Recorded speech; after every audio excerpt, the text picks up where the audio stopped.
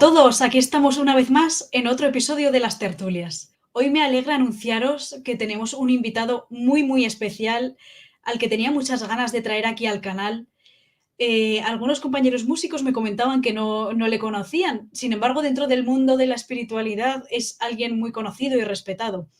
Os voy a leer un poco su biografía porque es tremendamente amplia, de hecho la voy a resumir un pelín y seguro que con su presentación ya sabréis quién es. Nuestro invitado viene del mundo de la economía, ha sido un economista durante años, ha sido conferenciante, ha dado más de 900 conferencias en multitud de países, es experto internacional en desarrollo local por las Naciones Unidas y ha sido funcionario del Cuerpo de Técnicos de la Administración General. Ha sido profesor de universidad, ha trabajado en gestión en desarrollo económico y territorial, ha sido consultor de Naciones Unidas, ha sido vicealcalde de Sevilla, vicepresidente de la Diputación Hispalense y presidente de la red de la Unión Iberoamericana de Municipalistas y del Programa de Desarrollo Local de la Organización Internacional del Trabajo. Sin embargo, a partir del año 2000, tuvo una serie de experiencias vitales que le abrieron al mundo espiritual, le abrieron a otro punto de vista. Y a partir de entonces, su atención cambió. Y de centrarse en la economía, en algo que, fijaos, es tan material, ¿no? Pasó su interés a la filosofía, a la historia, al mundo de la conciencia y de la espiritualidad. Y en ese campo es en el que se le conoce desde hace unos años. Dirige la Academia de la Consciencia, un proyecto de investigación que se llama Consciencia y Sociedad Distópica, y es presidente de honor de la Asociación Gineni y patrono de la Fundación Espató. Imparte clases de conciencia y espiritualidad en másteres y cursos en Barcelona, Madrid, Sevilla y gestiona el blog El Cielo en la Tierra, que cuenta con 9 millones de visitas. Bueno, con esta biografía ya os digo que la he tenido que resumir. Vamos a dar la bienvenida a nuestro invitado en esta tertulia de este mes, que es nada más y nada menos que Emilio Carrillo. A ver, bienvenido Emilio, es un grandísimo placer tenerte aquí en este humilde canal de música, en esta sección de tertulias. Muchísimas Bienvenido. gracias, Isabel. Para mí también es un placer compartir contigo, es un placer estar en tu canal y también gracias al mismo compartir con todas las personas que se acercan a él. Así que el placer es mutuo. Bueno, espero que en esta horita que tenemos por delante sea todo un viaje de conocimiento, de descubrimiento, para que las personas también que conocen este canal a través de la música puedan conocer también toda la grandísima labor que haces y que nos sirva también para ampliar horizontes, abrir mentes y expandir puntos de vista. Entonces, vamos a partir desde algo que es un concepto que será familiar para todos, como es el concepto de Matrix. Para muchos, muchos hablamos de la naturaleza ilusoria de la realidad. Ya los hindúes en el pasado nos hablaban del Maya, de que este mundo es una ilusión. En tiempos más recientes, sobre todo a partir de la película tan conocida, se habla del concepto de Matrix. Pero vamos, en esencia es lo mismo. ¿Tú crees que vivimos en una Matrix, que existe una Matrix a distintos niveles? Sin duda ninguna es un tema muy potente y donde creo, Isabel, que hay que hacer algunas matizaciones. Vamos por el principio. Cuando las tradiciones antiguas, yo soy un humilde estudioso de esas tradiciones, pero siendo un humilde estudioso la he estudiado en profundidad, tanto tradiciones espirituales orientales como occidentales. Y el concepto maya, al que tú haces mención, pues viene de esas tradiciones orientales antiguas. Cuando se habla de maya, se está hablando no de ilusión, sino de impermanencia. Maya es el mundo de lo impermanente. En esas tradiciones se nos enseñan que vivimos en un universo y en una realidad que tiene como característica la impermanencia en cuanto que hay un cambio continuo, hay un movimiento, hay un desenvolvimiento de ese movimiento en ciclos y todo cambia continuamente. Y miramos a unos o a otros hacia un lado o hacia otro o a nosotros mismos y todo está en un proceso permanente de cambio. Sin embargo, hay una realidad que ellos llaman la realidad última o la realidad primaria. Tiene que ver con lo que en Occidente va asociado a la denominación de la divinidad, por decirlo de algún modo, que es permanente, que no hay cambio. Y eso es lo que permite diferenciar lo inmanifestado que está ligado a la esencia de la divinidad, y lo que se despliega desde esa esencia de la divinidad, que es lo manifestado, y mientras que lo inmanifestado es permanente, lo manifestado, con todo lo que abarca el universo, la realidad, nuestra vida, etcétera, etcétera, tiene que ver con lo impermanente. Este es el concepto de Maya. A partir de ahí, el concepto de matriz, que efectivamente viene de antes, pero se popularizó mucho a través de la famosa película, bueno, ya la primera entrega, ¿no?, de lo que pues se ha convertido en toda una serie, pues eso lo popularizó mucho. Cuando hacemos referencia a la matriz, hay que tener en cuenta que desde esa película se habla mucho de una matriz holográfica. Matriz holográfica. Eso es otro campo, en el sentido de que la astrofísica contemporánea, acercándose a la realidad en la que vivimos, no solamente detecta, obviamente, la impermanencia y el movimiento que está por todos sitios, sino que hay autores, hay científicos, algunos de la categoría del astrofísico holandés Gerard Teylor, que es premio Nobel de física. Hay científicos que consideran que el mundo, la realidad del universo entera, es holográfica, es decir, se corresponde con un holograma, lo cual, entre otras muchas singularidades, conlleva algo que creo que todos sabemos de los hologramas, y es que si yo tengo una foto donde estamos un grupo de personas, y esa foto donde estamos 30 personas que nos hemos hecho después o durante un encuentro, la rompo en muchos trozos y cojo un trozo al azar, ese trozo de la foto me da información sobre la persona o las personas que estén retratadas en ese trozo. No me dicen quién más estuvo en esa reunión, ¿verdad? Sin embargo, los hologramas no tienen esa característica, todo lo contrario, se caracterizan porque teniendo una porción del holograma, ahí está toda la información. Entonces eso lleva a una concepción del cosmos, ya no del universo, sino del cosmos, como decían los griegos, mucho más completa, donde hay un orden, donde hay unas pautas, donde hay unas leyes, donde hay unos principios, etcétera, etcétera, etcétera.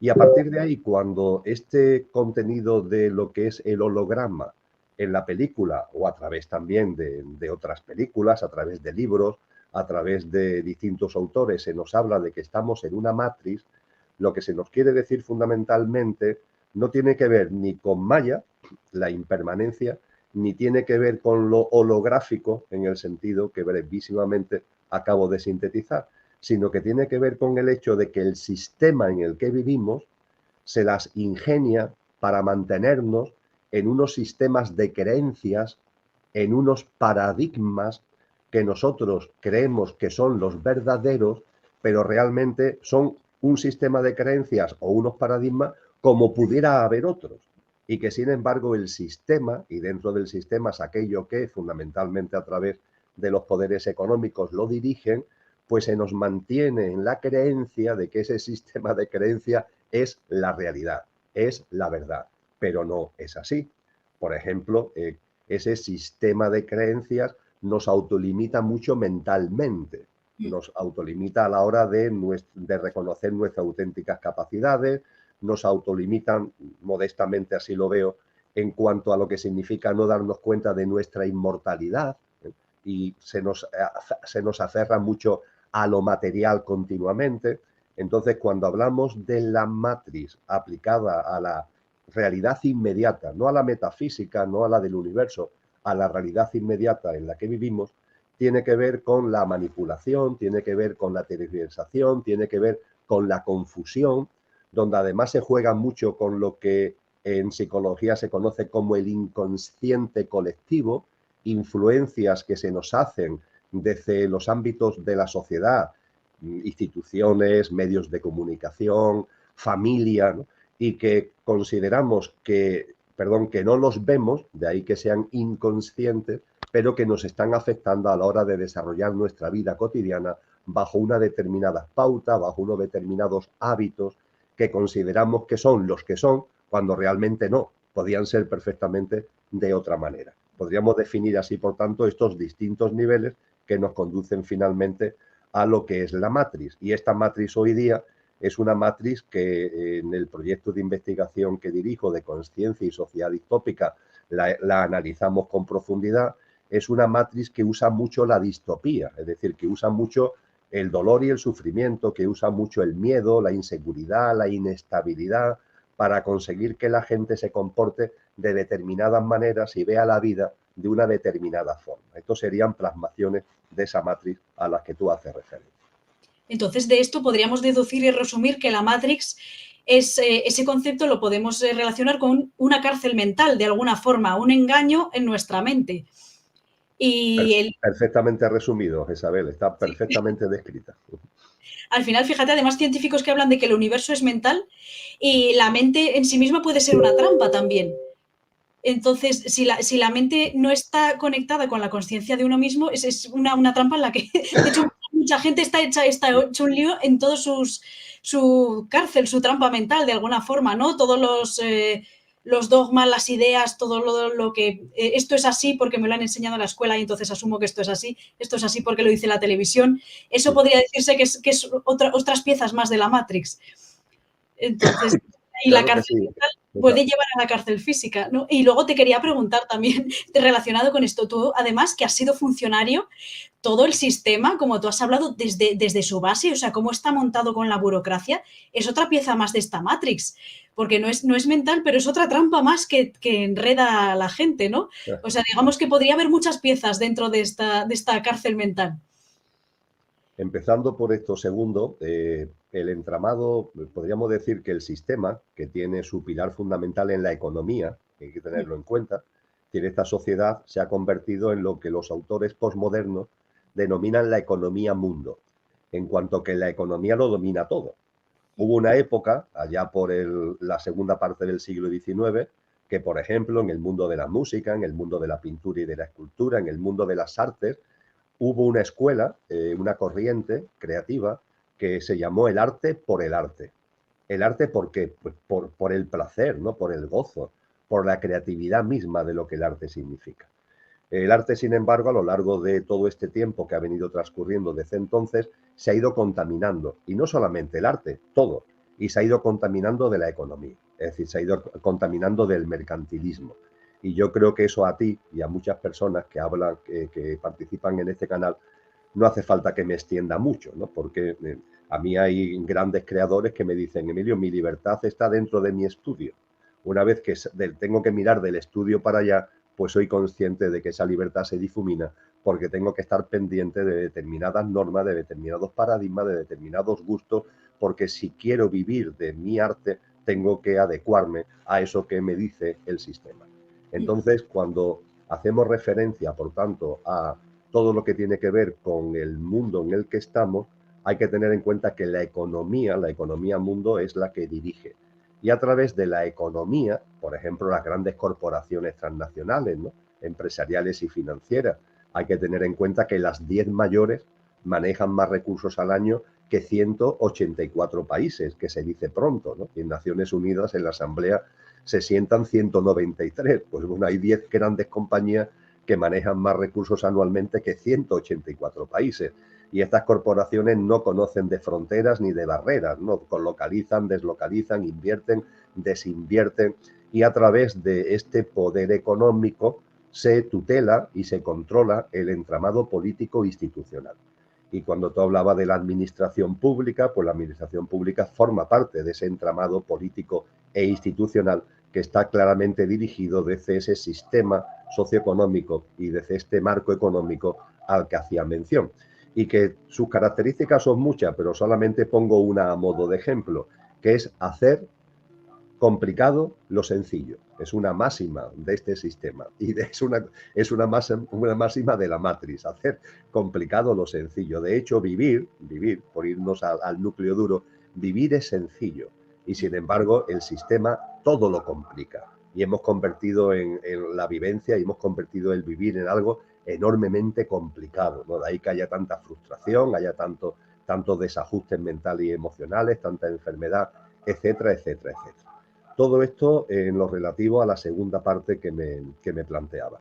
Con relación a la primera, es muy interesante porque cuando hablamos de la mente, nos ayuda a entender muy bien cómo se puede confundir, tergiversar y manipular para que creamos que la realidad es una, cuando en la realidad puede ser otra y de hecho hay otras potenciales realidades o podemos vivir de otras maneras muy distintas. Tú has citado que hay una corriente del pensamiento que dice que el universo es mental. Efectivamente, es ni más ni menos que uno de los grandes principios herméticos, es decir, el corpus hermeticum, que viene de mucho antes posiblemente, pero que se compiló en la Grecia clásica hace ya 2500 años. Uno de los principios fundamentales del corpus hermeticum es el universo es mental, el principio de mentalismo. Pero hay que tener en cuenta lo siguiente, esto de que el universo es mental, ¿qué es lo que significa? Hay que profundizar en este principio y este principio lo que nos dice, muy resumidamente por supuesto, es lo siguiente. Cada forma de vida y por supuesto cada ser humano, vamos a centrarnos en el ser humano, tiene una esencia que es imperecedera, que es inmortal, que no conoce lo que denominamos muerte. Y esa esencia, con el nombre que se le quiera dar, esa esencia encarna en algo que es perecedero.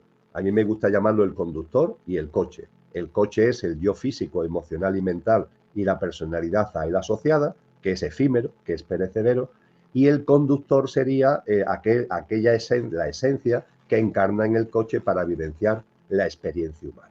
Pues bien, desde esa perspectiva, nosotros realmente lo que somos, porque es lo imperecedero que hay en nosotros, es la esencia, que también se le llama consciencia, porque se entiende que el atributo de esa esencia fundamental es la consciencia. Pues bien, la esencia está aquí encarnada, la consciencia está aquí, pero la consciencia y la realidad material que la rodea son muy distintas. Vibracionalmente son muy diferentes. ¿Cómo se las ingenia la esencia consciencia para relacionarse con el mundo material que le rodea? Ahí está la mente.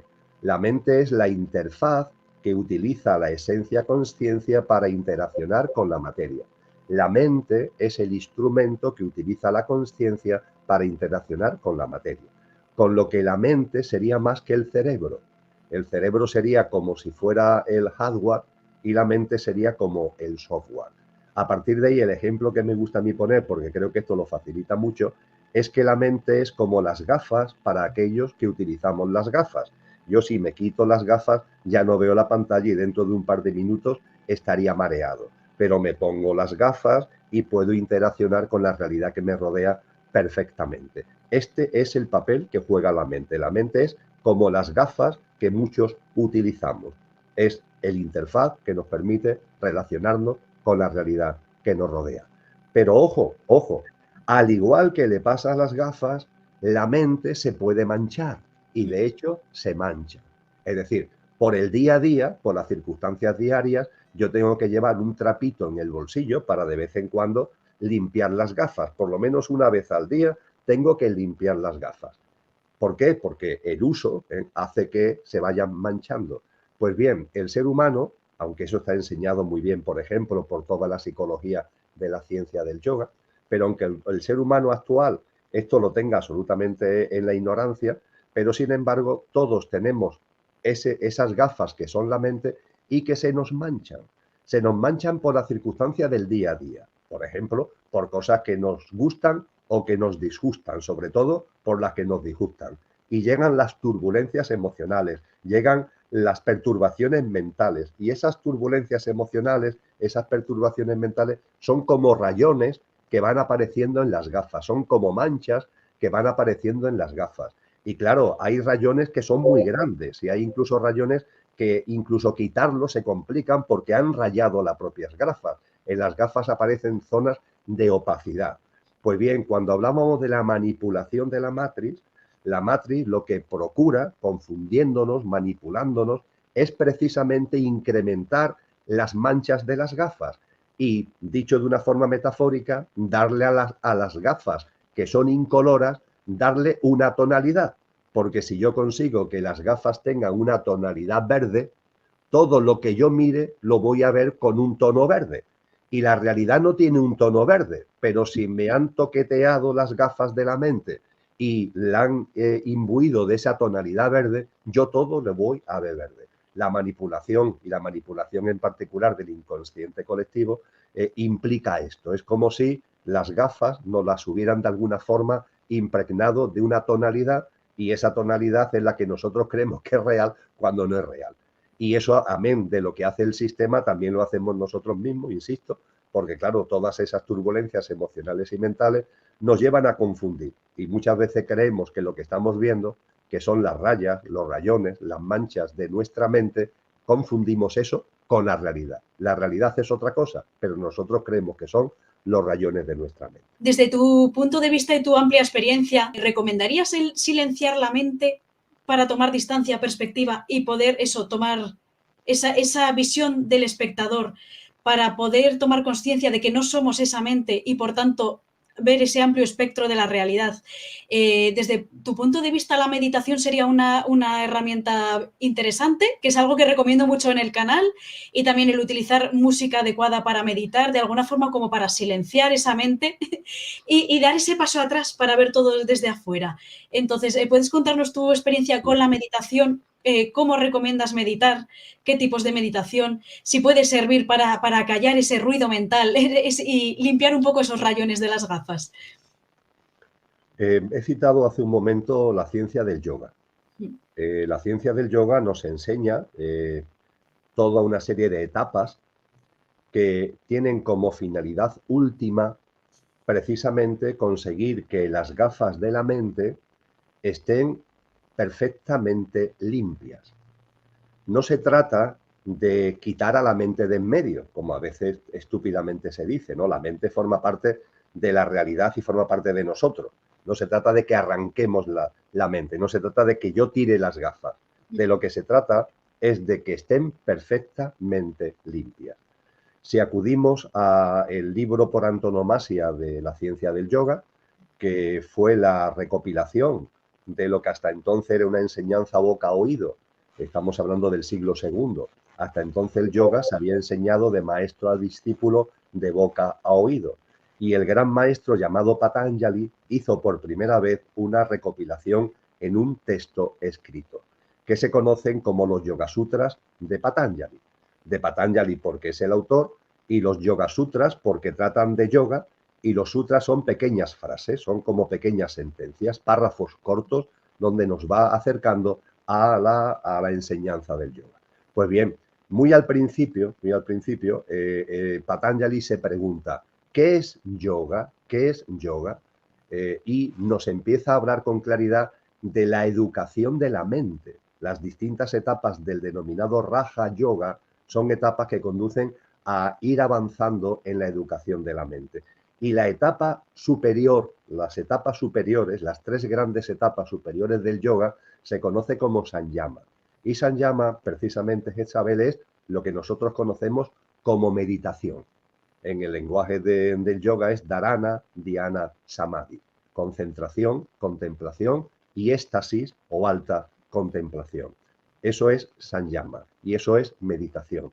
Con lo que la meditación, precisamente, es o constituye y está configurado por las etapas del yoga que contribuyen a que nuestra mente esté ahí, porque esté ahí, pero está educada, está limpia y no hace intromisiones, no provoca intromisiones.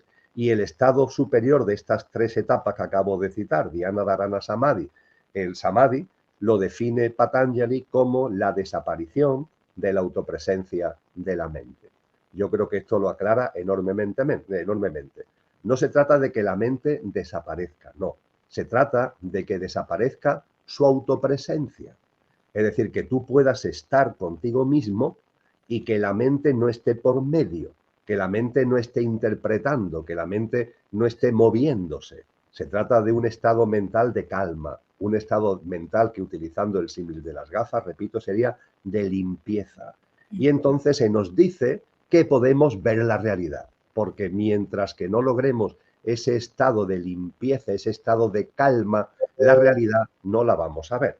Y por cierto, para aquellos que tengan mayor interés en saber qué es lo que se ve cuando se alcanza ese estado, que en Oriente, insisto, se llama Samadhi, en la mística occidental se le ha llamado éxtasis, se le ha llamado también alta contemplación. Pues bien, este es un tema que personalmente me ha interesado mucho. encontrar a yogis, encontrar a gurús que compartan con nosotros generosamente qué es lo que se ve en ese estado de samadhi, qué es lo que se ve en ese estadio en el que ha desaparecido la autopresencia de la mente está perfectamente limpia, no hay ninguna interferencia y tú estás viendo la realidad. Pues bien, después de mucho estudio, después de muchas comparaciones, no hay que yo sepa, y desde luego no estoy en posesión de la verdad, pero lo comparto de corazón, que yo sepa, no hay nadie que lo haya manifestado tan maravillosamente como Juan de Yepes, que es conocido como San Juan de la Cruz. San Juan de la Cruz, fundamentalmente, no solo, también en su prosa, pero sobre todo en su obra poética, tiene la capacidad de transmitir lo que es inefable, es decir, lo que es muy difícil de describir con palabras, porque la realidad que se percibe una vez que tenemos la mente limpia y ha desaparecido su autopresencia, es muy difícil de compartir con los demás. San Juan de la Cruz utiliza fundamentalmente la poesía y dentro de la poesía yo aconsejo dos poemas que no son largos, para que ahí él derrocha, ¿no?, su generosidad compartiendo con nosotros, que es el que tiene como título Toda ciencia trascendiendo y el que tiene como título Qué bien sé yo de la fonte que emana y corre. Esos dos poemas son maravillosos a la hora de alguna forma vislumbrar lo que se percibe cuando por fin la mente la tenemos calmada, la tenemos limpia y ha desaparecido su autopresencia. La primera estrofa del poema Toda ciencia trascendiendo creo que empieza a explicarlo maravillosamente, porque ese poema comienza diciendo: entréme donde no supe y quedéme no sabiendo, toda ciencia trascendiendo. Y a partir de ahí sigue, y claro, en el tramo final ya del poema nos dice: si lo queréis saber, consiste esta suma ciencia en un subido sentir de la divinal esencia. Porque San Juan de la Cruz, y yo lo tengo como maestro, pues nos muestra que esa conciencia, esa esencia que somos, tiene una naturaleza divinal, tiene una naturaleza divina, con lo que estamos viendo con la mente perfectamente limpia permite que esa divinal esencia se haga presente. Y esa presencia es precisamente la que hace que la mente se calme, que la mente se tranquilice por completo. Y ya que me preguntaba sobre mi práctica de meditación, por supuesto, en mi vida cotidiana, la meditación ocupa un lugar importante hace ya muchos años, que no por obligación, sino por el gozo de hacerlo, fundamentalmente por la mañana temprano. Mi biorritmo es madrugador, yo me levanto siempre, da igual la época del año, me levanto antes del amanecer, y en ese estadio maravilloso donde la naturaleza está como despertándose, es el momento que a mí me gusta dedicar un tiempo que tampoco tengo prefijado, pero que en comparación con quizás con lo que una persona, vamos a llamarle normal, hace, puede ser un tiempo muy largo. Me gusta dedicarle una hora y media, pero tampoco es necesario, es decir, no se trata de ponernos unas normas de duración, se trata de que la experiencia de la meditación dure lo que corresponda. Y hubo una época de mi vida que duraba más, que duraba menos, hay una época que dura más, y eso no nos tiene de ninguna forma que levantar expectativas ni conseguir metas, porque esto no es un tema de cantidad, es un tema de calidad. Y en mi práctica meditativa hubo una época en la que, para de alguna forma tranquilizar la mente, de algún modo entrar en mí mismo, además de lo elemental, es decir, lo elemental es un sitio tranquilo, un sitio en el que estemos cómodos. Este es mi sillón de meditación. Yo no hago meditación en postura de loto, por ejemplo, sino que lo hago en este sillón hace ya muchos años. Entonces, es muy importante un sitio que sea cómodo, un sitio que sea tranquilo. Esto que ves, que es mi despacho, es una parte de la biblioteca de casa, es mi sitio de meditación también. Hacer una respiración consciente, estar respirando durante varios minutos, siendo consciente de que inspiramos, de que expiramos. Eso va haciendo la respiración más profunda, la va haciendo también más lenta, y eso va creando ese estadio necesario para que la mente se vaya calmando. Hubo una época en la que utilizaba música de fondo, es decir, la música para mí es muy importante en mi vida, y utilizaba una música de fondo. Yo estoy hay una película que se llama Copying Beethoven, copiando a Beethoven, que afortunadamente cuando se lanzó en España, no se le cambió el título, que se suele hacer con muchas películas con título anglosajón, que le ponen el título que le da la gana. Aquí se respetó Copying Beethoven, y Copying Beethoven significa copiando a Beethoven. ¿Y eso de copiando a Beethoven qué significa? Que en la época de Beethoven se necesitaba un o una copista que la partitura que ha escrito el compositor la reproduzca un número suficiente de veces como para entregárselo a todos los maestros de orquesta. Es decir, cada maestro de orquesta tiene que tener su partitura, ¿verdad? Bueno, pues el copista es el que sobre la partitura original realiza las copias para que toda la orquesta tenga su correspondiente copia. Y en la película es una señora, es una chica, en que establece una relación muy especial con Beethoven. Y hay un momento determinado que Beethoven le dice a la chica: la música es el lenguaje de Dios. La música es el lenguaje de lo divino. Yo estoy absolutamente convencido que es así. La música es de las grandes, de las expresiones más altas que tiene o que puede alcanzar un ser humano. Y cuando hablamos de música, mi preferencia musical hace ya mucho tiempo se decantó por Juan Sebastián Bach, al que dediqué años de mi vida, que solamente escuché, puede ser una manía, no lo niego, pero solamente escuché las piezas de Sebastián Bach. Las 1048, las que después él añadió que se descubrió en un palacete centroeuropeo, las 1049, y esas 1049 composiciones de Bach le di vueltas durante años.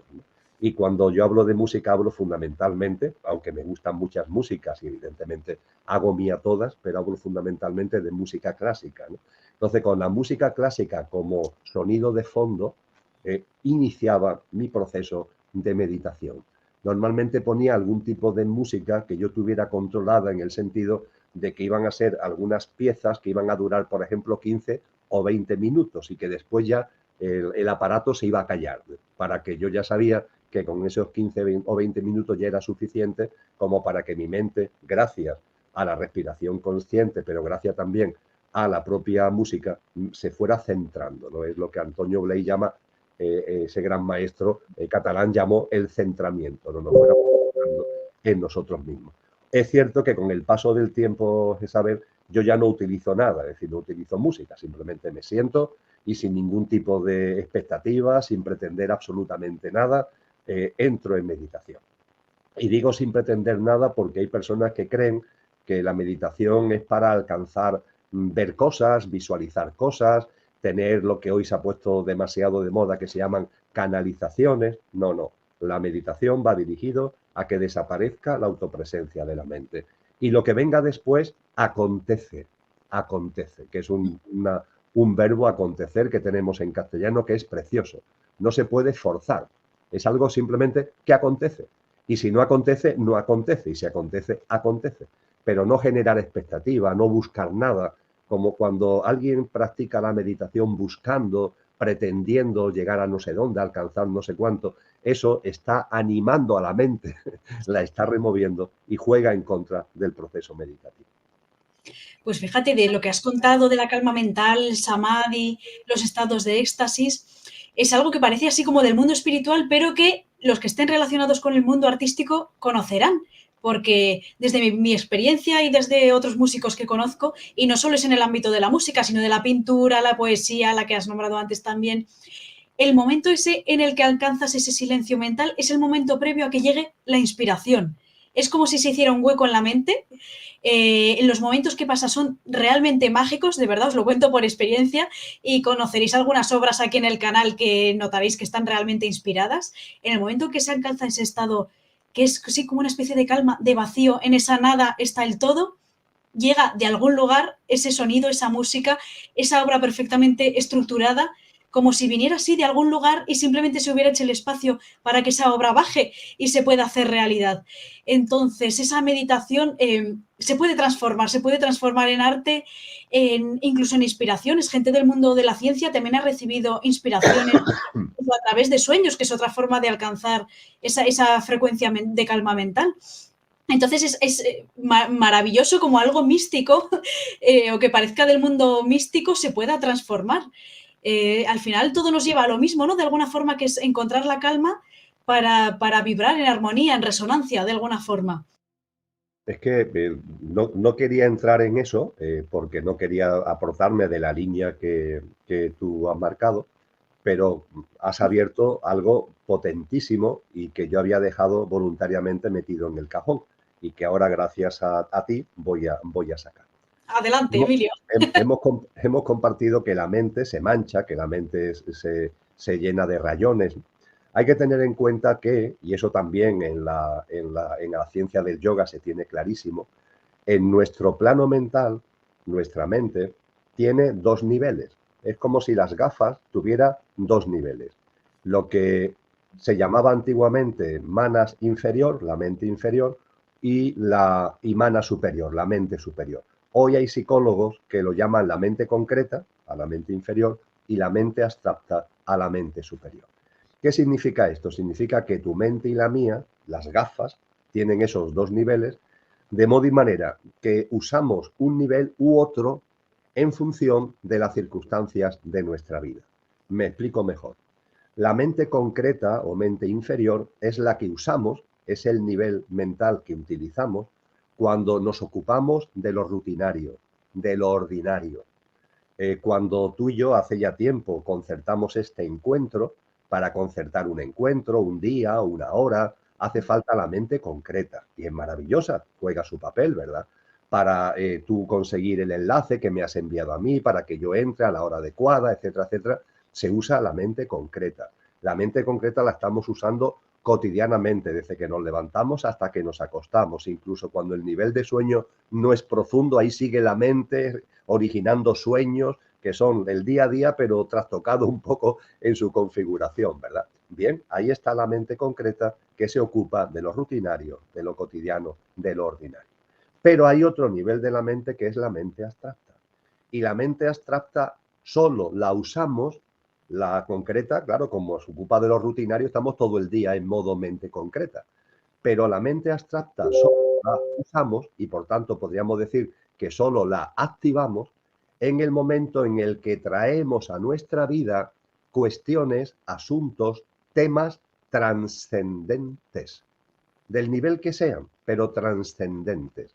Y cuando hablamos de trascendencia, los sabios y sabias nos han dicho que la trascendencia se pone de manifiesto no solamente en la espiritualidad, que por supuesto que sí, no solamente en la conciencia, por supuesto que sí, también se pone de manifiesto en la filosofía, se pone de manifiesto en la ciencia, en todo lo que tiene que ver con una ciencia de un cierto nivel, pongamos por caso la astrofísica, el desenvolvimiento matemático, ¿no? Eso hace que la mente abstracta también entre en funcionamiento y se pone en funcionamiento a través de las artes creativas. El mundo artístico también hace que utilicemos la mente abstracta. Fíjate, espiritualidad, conciencia, filosofía, ciencia y arte, ¿no? Son los 5 grandes pilares del uso de la mente abstracta. Además, se nos dice que en la medida en que usemos la mente abstracta, el nivel de la mente abstracta es como elástico, de modo que se expande conforme más se usa. Y esa expansión, gracias al uso de la mente abstracta, trae consigo precisamente lo que tú acabas de decir. Trae consigo intuición, trae consigo discernimiento, trae consigo inspiración. Esos son regalos, dicho entre comillas, que nos hace la mente abstracta cuando la estamos usando y gracias al uso lo estamos expandiendo. Así que un creador artístico, lo sepa o no lo sepa, está usando la mente abstracta. Al usar la mente abstracta la está expandiendo y al expandirla está abriendo un campo que no tienen otras personas, que trae consigo experiencias de intuición, experiencias de inspiración, etcétera, etcétera. Y para concluir y cerrar el círculo, hablábamos de calmar la mente y de que nuestra mente tenga los menores rayones posibles. Los grandes rayones de la mente los provoca la mente concreta, es decir, es la mente que está ahí en lo ordinario, en lo rutinario, es por ahí por donde nos vienen las circunstancias de la vida que suelen rayarnos la mente. Pues bien, la mente abstracta es un disolvente de esos rayones. Es decir, que no solamente que, por supuesto, la práctica de la meditación, de la forma que hemos compartido, ayuda a calmar, serenar e ir avanzando paulatinamente en la desaparición de la autopresencia de la mente, sino que la mente abstracta también nos ayuda a calmar la mente en su conjunto, el uso y expansión de la mente abstracta. Y hay que tener en cuenta que cuando hablamos de espiritualidad, conciencia, ciencia, filosofía, arte, la mente abstracta siempre se ve beneficiada independientemente de la envergadura. Hombre, por supuesto, no es lo mismo una labor creadora como la que tú has hecho referencia que ver una película de ciencia ficción, pongamos por caso. Pero fíjate, una persona que está viendo una película de ciencia ficción, aunque no se dé cuenta, está ya usando y por tanto expandiendo a la mente abstracta. Un poquito, porque tampoco es una cosa tremenda, pero está ya usando y expandiendo a la mente abstracta. Desde luego, un creador artístico entra en ese estado que tú has definido maravillosamente y ese estado supone un desarrollo de la mente abstracta y eso trae consigo una serie de regalos que tiene la inspiración como un eje central. Pues qué interesante este tramo. Ahora cambiando un poquito de tercio, aunque está ligeramente relacionado con todo lo que hablábamos, me gustaría compartirte un poco mis preocupaciones. Me encanta hablar con la gente, preguntar cosas para entender un poco cómo está afectando esta época tan extraña en la que estamos viviendo. Supongo que todas las personas que nos veis, creáis en lo espiritual o no, seréis conscientes de que el sistema en el que vivimos y la sociedad en la que vivimos está causando, por su propia inercia, una degradación moral, social, de valores y muchas personas están perdiendo la esperanza. He tenido conversaciones hace unos meses con personas jóvenes, además me la guardé aquí en la memoria para compartirla aquí hoy contigo, personas de 24 años que han dejado de creer en el amor y me decían que yo soy demasiado idealista y que eso del amor no existe, que es la época de Tinder. Olvídate del amor, Jezabel, me decían, esto es todo de usar y tirar, eso es una ilusión, o sea, una mentira. Y dije, qué triste, pero si el amor es todo. O sea, entonces, personas convencidas, muchas además de que el amor no existe, pero a la vez lo desean y lo buscan. Sin embargo, han perdido la esperanza. Entonces, eso va calando en la gente cada vez, aunque en apariencia todo es una felicidad, por llamarlo de alguna forma, o alegría superficial, la gente en el fondo está triste y se siente vacía y se siente sola, aunque estamos en una época de gran conectividad a través de pues, las redes sociales, por ejemplo. Que te quería comentar un poco tu opinión al respecto y cómo aconsejarías a esas personas, porque muchas nos ven en este canal, hay personas que han venido con depresión a escuchar mi música, que les ha ayudado, por ejemplo. ¿Cómo les ayudarías o les recomendarías en esta época tan extraña a conectar con el potencial humano? Porque al final todo lo que buscamos ya está en nosotros, toda esa esencia ya está en nosotros. ¿Cómo conectar con su propio potencial para encontrar fuerzas para seguir y sobre todo para darles esperanzas en que sí, el amor existe, la armonía existe, la belleza existe? Vaya melón te he abierto, Emilio, también. No, fíjate, Isabel, tú sabes que yo realizo lo que se denominan los encuentros mensuales. Es decir, una vez al mes, a través de online, hago una exposición, normalmente son los primeros jueves de mes, y el tercer jueves de mes, respuesta a preguntas. Pues bien, el encuentro mensual de este mes de septiembre lo hemos dedicado precisamente a el amor, la sexualidad y las relaciones de pareja. Anda. Y en el contexto de ese encuentro hemos hablado precisamente del fin del amor.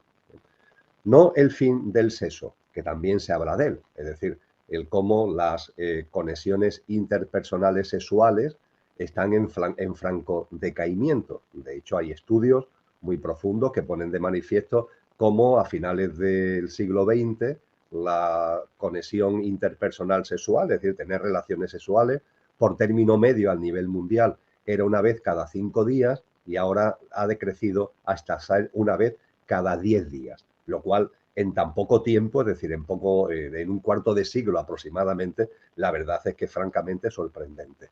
Pero no ya es el hecho de que haya una merma clara de las interconexiones, las conexiones personales sexuales, no, es que efectivamente hay un decaimiento de lo que podemos llamar amor. Que es mucho más que una emoción, es un sentimiento profundo, ¿no? Que cuando nos vamos al diccionario de la Academia Española de la Lengua y ponemos el término amor y el verbo amar, hay distintas acepciones. Ya veremos que hay acepciones que no se corresponden realmente con el amor. La Academia la habrá recogido porque tiene que recogerla, ¿no? pero hay una de ellas, creo que es la segunda de las que nos presenta la academia, que se acerca bastante a lo que es el amor. Ese vínculo, ¿no?, que surge entre dos personas, que es mucho más que algo emocional, que es mucho más, aunque también esté presente, por supuesto, pero es algo mucho más que la relación física, ¿no? Bien, pues en la sociedad en la que estamos, efectivamente, se está produciendo un decaimiento del amor. De hecho, hay autores que hablan del fin del amor. Aconsejo en ese sentido la lectura de un ensayista nacido en Corea del Sur, pero que desde joven vive en Alemania, que es Byung-Chul Han, que ha escrito algún texto como El fin del Eros, que creo que describe muy bien lo que está ocurriendo. Y cuando acudimos a esas fuentes y cuando también acudimos a nuestra propia vivencia, a nuestra propia experiencia, y lo que vemos, que es lo que nos encontramos, Isabel, pues algo muy simple. Hay un enorme narcisismo, entendiendo como por narcisismo lo que significa per se, es decir, que nos miramos mucho el ombligo. Antes hablaba de coche y de conductor, ¿verdad? Pues miramos mucho el coche. Estamos pendientes permanentemente de nuestra personalidad, de nuestro pequeño yo, y sin que nos demos cuenta, esa obsesión por el pequeño yo y ese mirarnos el ombligo, eso es el narcisismo precisamente, lo que provoca es que va desapareciendo, tanto personal como socialmente, va desapareciendo el otro y lo otro. Es decir, en la medida en que nos vamos encerrando en nosotros mismos, esa existencia del otro, que es obvia, pero sin embargo en nuestra práctica de vida va como diluyéndose. Sí, el otro está ahí, pero entre comillas es como si no estuviera, como si estuviera menos, porque lo que me importa es realmente mi mundo, pero además, para colmo, ese mundo es el mundo de la apariencia del pequeño yo. Y claro, cuando una persona, las tecnologías son maravillosas. Aquí estamos tú y yo usándolas, ¿no?, para mantener este encuentro. Las tecnologías son extraordinarias, son un fruto de la evolución en conciencia de la humanidad. Pero ojo con el uso que hacemos de las tecnologías, porque claro, la aducción por la pantalla te va encerrando en ti mismo. Parece que estás comunicado, pero no estás comunicado, realmente te estás encerrando en ti mismo. Todo lo que tiene que ver con el mundo virtual y el mundo artificial también te va encerrando en ti mismo. Y finalmente vas perdiendo cualidades, vas perdiendo capacidades de relación. Y eso hace que el otro, estando ahí, como decía antes, es como si estuviera menos o como si no estuviera. Y claro, cuando el otro y lo otro va desapareciendo, el amor, Jezabel, también se cuestiona, claro. Si el otro ya no tiene sitio en mi vida, ¿cómo va a aparecer el amor? Si el otro se transforma, el otro o la otra, por supuesto, ¿no?, se transforma en algo incluso incómodo, el mundo de las relaciones, el mundo de todo lo que tiene que ver con los usos sociales, si todo eso se va convirtiendo en un estorbo en tu vida, te vas encerrando en tu pequeño yo, el amor no tiene sitio. Pero el amor, sin ningún tipo de duda, antes hablábamos de lo que es la música como una de las grandes expresiones del ser humano en toda su dimensión y en toda su envergadura. Por supuesto, el amor también forma parte de esa gran dimensión del ser humano. Un ser humano que no ama, un ser humano que no es capaz de amar, es un ser humano que se está amputando una parte muy importante de sí mismo. Es una autoemputación. Recuerdo un libro que en su momento, hace ya muchos años, a principios del siglo XX, se hizo muy famoso, que es El puente de San Luis Rey, de un gran autor norteamericano, y en El puente de San Luis Rey se nos dice que en el mundo hay dos tipos de personas, las que conocen el amor y las que no lo conocen. Hombre, yo no quiero ser tan categórico, pero sí me sirve esta frase de esta preciosa novela para enfatizar la importancia del amor. El amor transforma, el amor cambia, el amor hace que la vida se vea de una manera distinta. La experiencia de amor, que no tiene por qué ser permanente, porque todo es impermanente, puede ser que el amor esté y en un momento determinado no está. Si sigue estando, estupendo, pero si no sigue estando, pues ya está, forma parte del mundo de la impermanencia. Pero la experiencia de amor, una persona que de verdad ha amado una vez, haya durado el tiempo que ha durado, la vida de esa persona tiene en esa experiencia de amor un antes y un después. Y cuando hablamos de amor, repito, no estoy hablando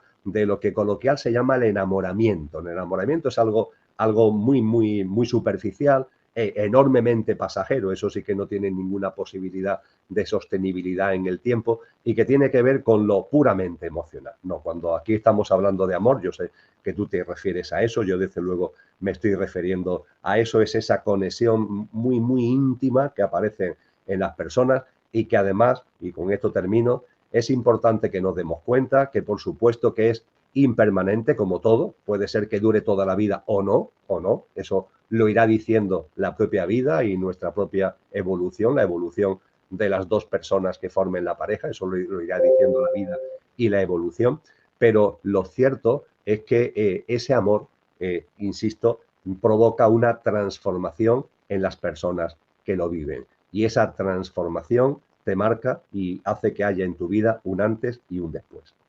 Desde luego, el amor real de corazón a corazón es realmente transformador y además inspirador.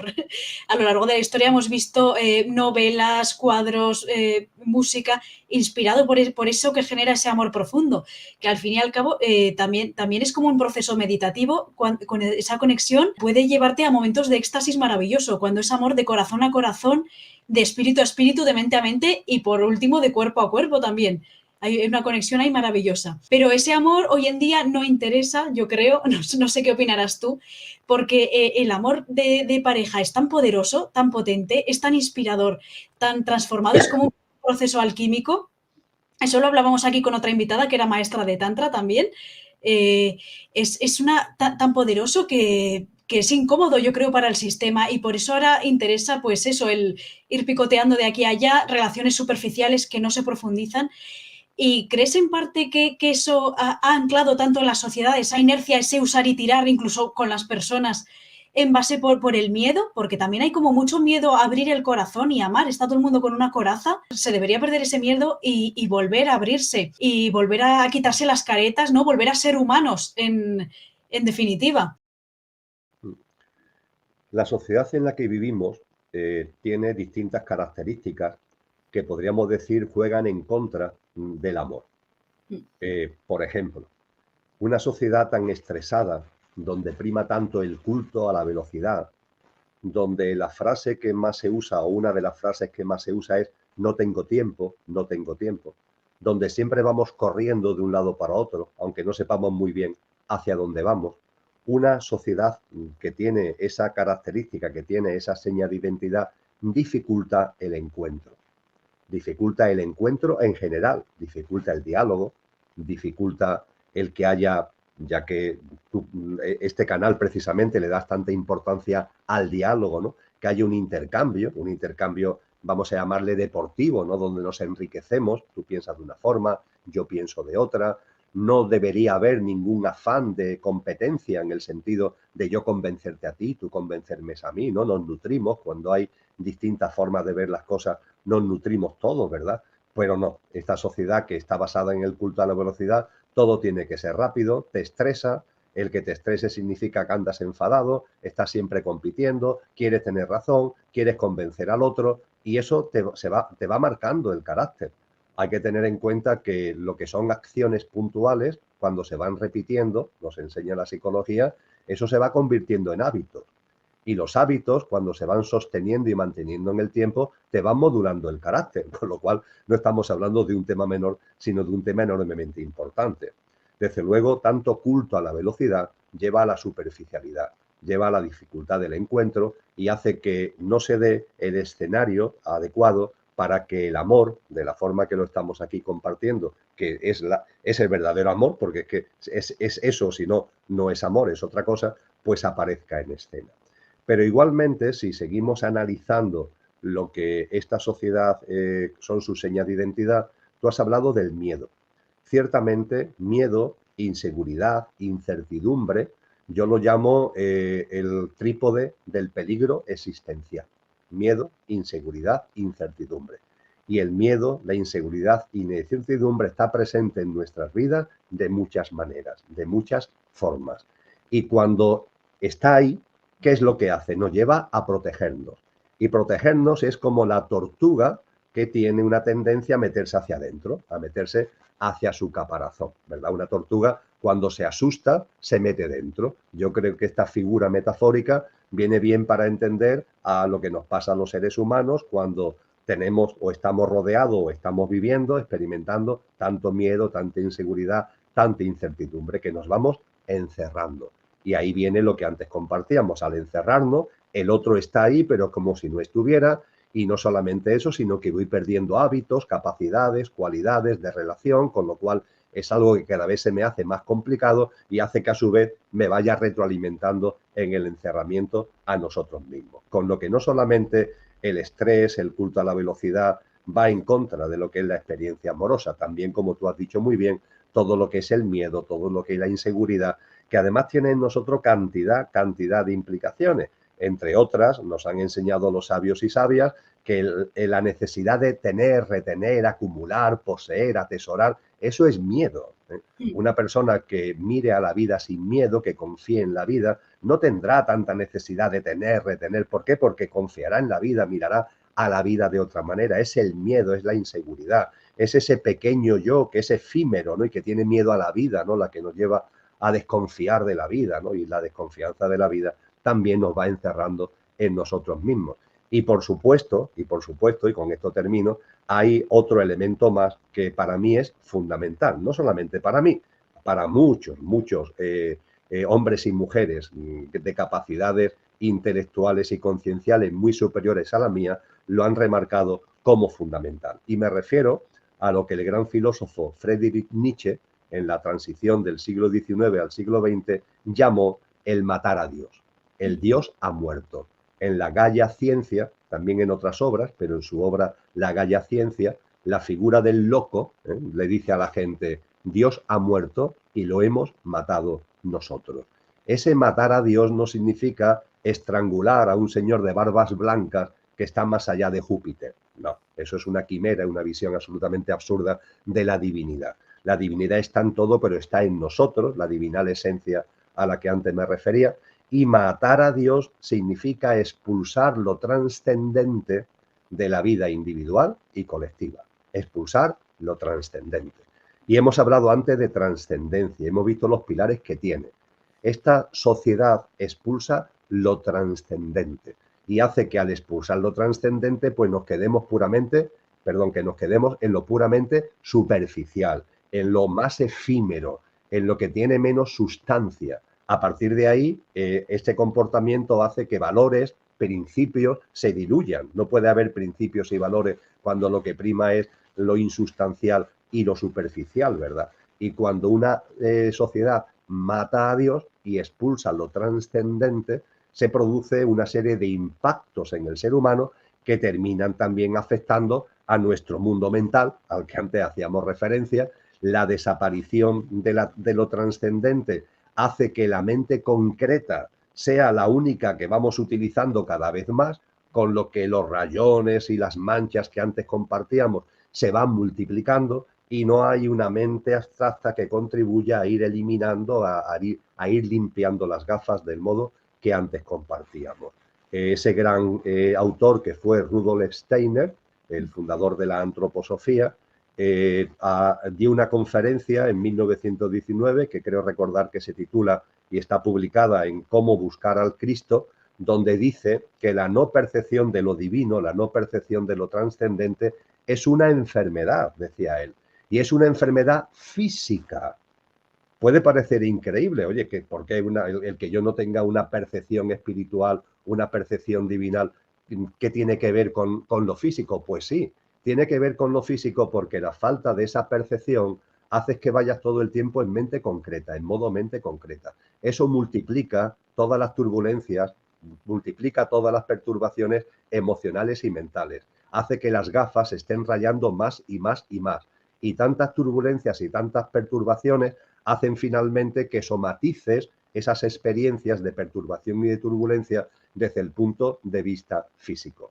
Y Rudolf Steiner, que era un alemán muy serio, pero no obstante tenía sentido del humor, diciendo que la no percepción de lo divino provoca una enfermedad real, una enfermedad física, terminaba diciendo, con ese sentido del humor germano, terminaba diciendo: y además se trata de una enfermedad que no curan los médicos, porque la inmensa mayoría también la sufren.